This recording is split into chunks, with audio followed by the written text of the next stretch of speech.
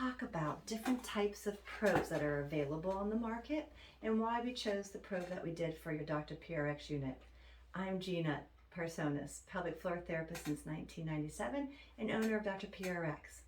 So when we look at the pelvic floor, there are layers of muscles, superficial, intermediate, and a deep layer of pelvic muscles, about 14 muscles in fact, and their job is, the main jobs are threefold. One, to hold in your internal organs.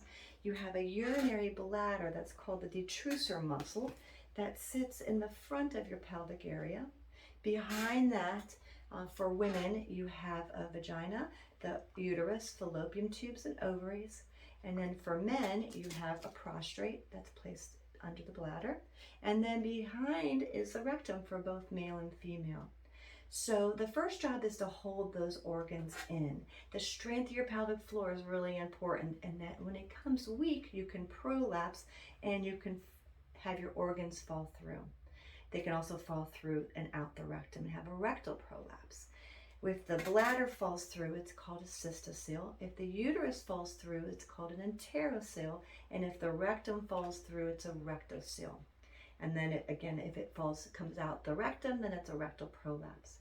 So that's the first job of the pelvic floor. The second job of the pelvic floor is sphincter control. It tightens up and holds in the urinary sphincter and the external anal sphincter so you don't lose urine or fecal material. And the third job is that these muscles contract with sexual orgasm. If we're having weakness of the pelvic floor, symptoms will be potentially a decreased orgasm. You may see some urinary and fecal incontinence and the feeling of pressure or that your organs are starting to fall through.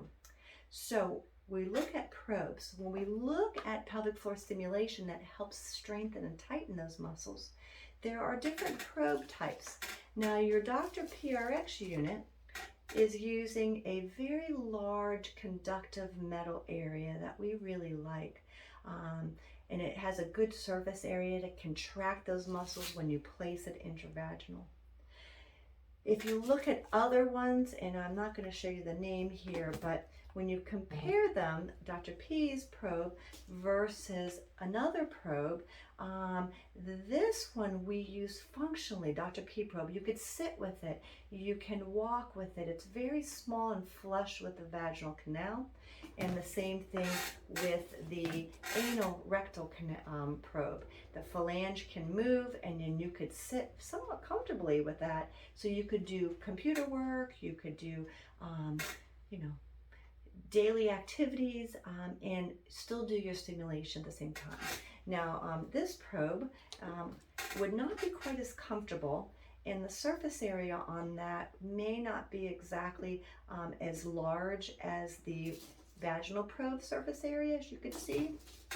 And then there is another one that may be a little bit more affordable, and it's a small little unit, but I want you to look at the surface area and the difference. I would almost say that's quite double the size in the surface area, so we recommend a larger surface area so that you contract more of your pelvic muscles.